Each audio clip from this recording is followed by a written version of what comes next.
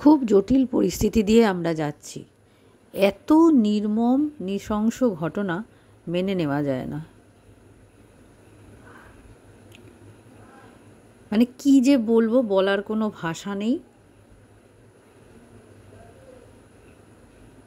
যাই হোক বন্ধুরা, আবার শুরু করলাম একটা নতুন ব্লগ। তোমাদের সবাইকে স্বাগত। শুধু এটুকুই বলার, যেন দোষীরা কঠিন থেকে কঠিনতম শাস্তি পায়।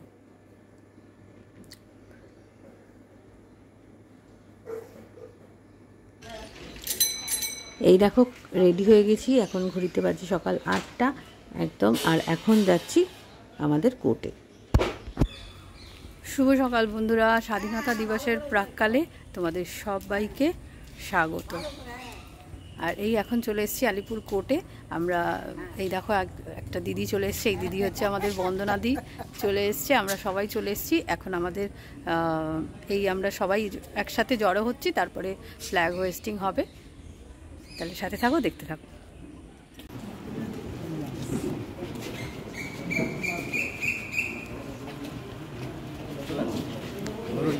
পালন করতে এসেছি। তো স্বাধীনতার প্রাক্কালেই আমাদের রাজ্যে কলকাতা শহরে একটা খুব নিন্দনীয় ঘটনা ঘটে যাওয়ার জন্য আমরা সকলেই খুব ব্যথিত, উদ্বিগ্ন এবং কষ্টেই আমরা এখন রয়েছি। সকলেই মানসিকভাবে আমরা ঠিক নেই।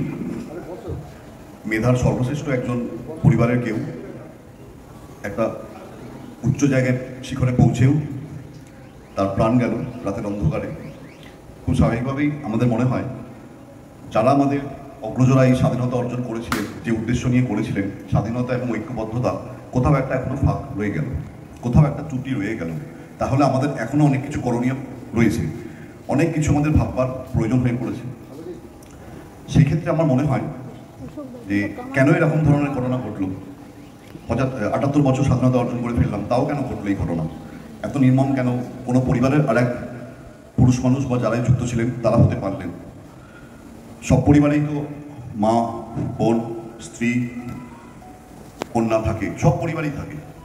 তো যদি আমরা ভাবি, নিজের পরিবারের কথাই ভাবি, ভেবে আমরাও যদি পরিবারে একটা শিক্ষামূলক কিছু বার্তা পৌঁছাই, কাকে পৌঁছাবো? বাড়ির সেই পুরুষ বাচ্চাটিকে পৌঁছাবো যে কিভাবে মাকে, বোনকে, মেয়েকে, পিসি, মাসি, পরিবারের যারা আছে কিভাবে শ্রদ্ধা করতে হয়, কিভাবে প্রোটেকশন দিতে হয় সমাজে বেরোলে। প্রতিটা পুরুষ যদি আমরা এভাবে নিজেদেরকে উপলব্ধি করাতে পারি পরিবার থেকে, ছোটবেলা থেকে, তাহলে মনে হয় সমাজে এই ধরনের সমস্যাটা কমতে পারে, সম্ভাবনা রয়েছে কমার। তো এইটা আমাদের একটা আজকে ঠিক করতে হবে যে আমরা এভাবেও আমাদের পরিবারের ছোট্ট বাচ্চা পুরুষটাকেই না হয় শিক্ষাই দিই, বোঝাই যে এদের সম্মান কোন জায়গায় ছিল। সেই জন্য আজকে আমাদের এই প্রোগ্রাম, ওইটাকে মাথায় রেখে যারা করেছেন সম্পূর্ণ শ্রদ্ধা জানিয়ে যতটুকুনি করা দরকার প্রোগ্রাম সেভাবেই করেছেন। আর যারা আজকে এখানে পারফর্ম করলেন, মানে আমাদের হৃদয় মন সব ছুঁয়ে ছাড়িয়ে চলে গেছেন, তাদের এত ভালো পারফরমেন্স। আমরা আলোচনাও করছিলাম যখন আপনাদের দুজনকারই পরপর গান শুনলাম, বিলগুলো যাওয়ার গান শুনলাম, সত্যি আপনাদের প্রশংসা অবশ্যই করতে হয়।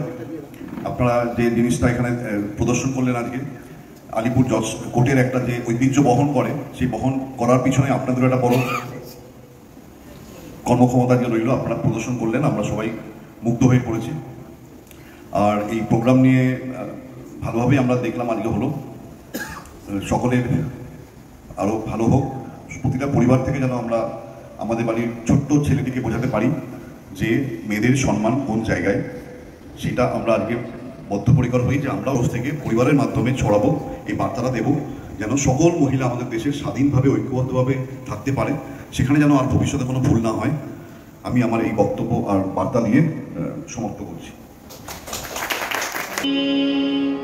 বন্দে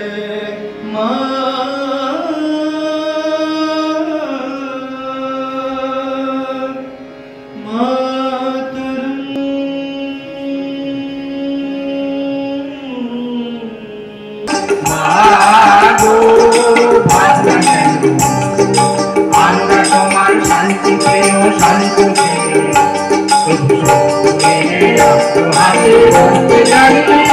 তোমার ভয় নেই মা, আমরা প্রতিবার করতে জানি।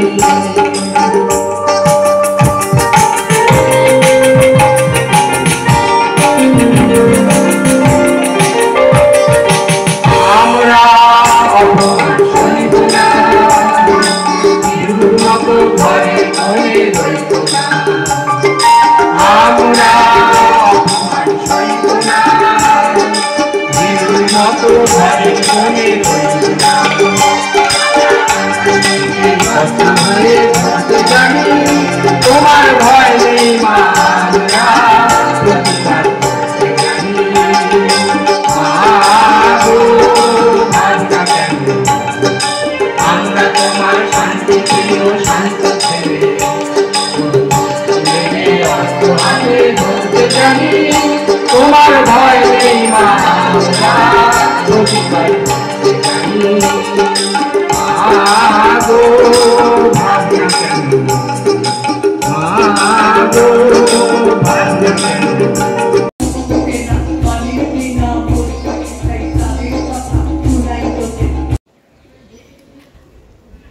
আলিপুর কোর্ট আমাদের দ্বিতীয় বাড়ি। এখানে আমরা সবাই আজকে স্বাধীনতা দিবসের অনুষ্ঠান করলাম। আর এই এখন তোমাদের দেখাচ্ছি, দেখো একটা ছুটির দিনে এরকম চারপাশটা কেমন লাগে। এবার সবাই যে যার মতন বেরিয়ে যাচ্ছে, আমিও বেরিয়ে যাচ্ছি। আমাদের অনুষ্ঠান কমপ্লিট হয়ে গেছে।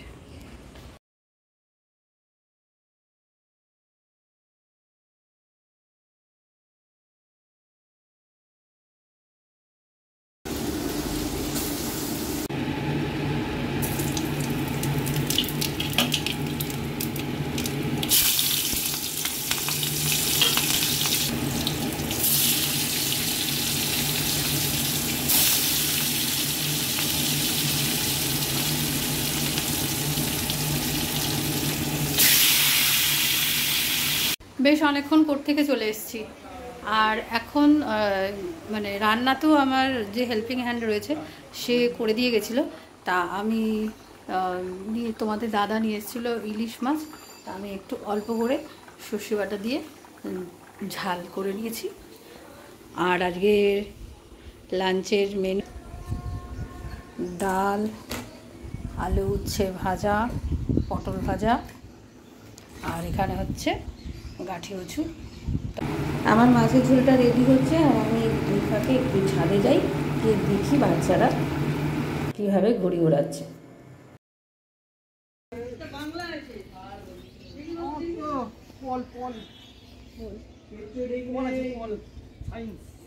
বাকি থাকবে, দেখ না এখন